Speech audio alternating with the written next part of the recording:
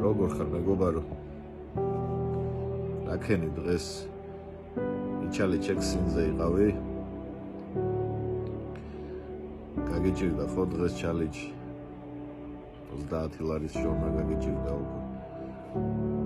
უკვე ყოველ დღე გიწევს ხო? ანუ ოჯახის წევრებზე თქმა, მეგობრებზე თქმა, ანუ ერთი და იგივე თანხის თქმა გიწევს ყოველთვის ხო?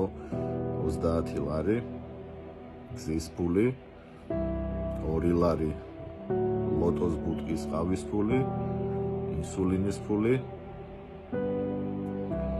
ეხლა როგორ ხარ მეგობარო? რომელი საათია ეხლა? აგერ არის თითქმის 4 საათი.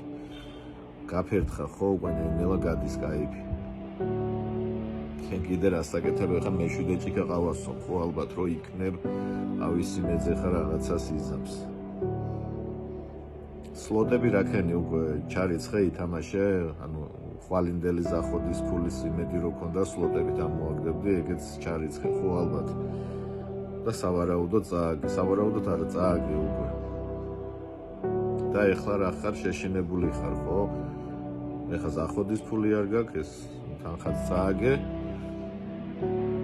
და დალევასაპირებ ხო ალბათ საღამოს უნდა დალიო სავარაუდოდ. იმიტომ რომ ეხლა სახლში იმყოფები სადაც არაფრის თავი არ გაქვს ხო? ოჯახის წევრებს ამაში დაეხმარო, არც მეუღლესთან ურთიერთობის. ბავშვი გეუბნება ალბათ ხო ეხლა რაღაცას გაჩვენებს ან კომპიუტერში ან პლანშეტში რაღაცას ვიდეოს ყურება უნდა შენთან ერთად და შენ კიდე ცდილობ რომ თავი აარიდო ან კაი მე ვნახვა რაღაცნაირად გაურვიხარ. მესმის მეგობარო ეხლა ხარ შენ ძალიან ცუდად. ეს წრი არასდროს არ დამთავრდება. ხვალინდელი დღეს გათენდება და ხვალას რას იზამ ისევ დილიდან ან ხვეწნით თხოვნით ისევ 30 ლარი უნდა იშოვო ან ყვირილით. მე ვიღაც ადამიანს საერთოდ ისანაც ურთიერთობა არ გინდა ემუდარ უნდა და ეხვეწო რომ ზახოჩი ჩაქსვას ან პონჩი ჩაქსვას.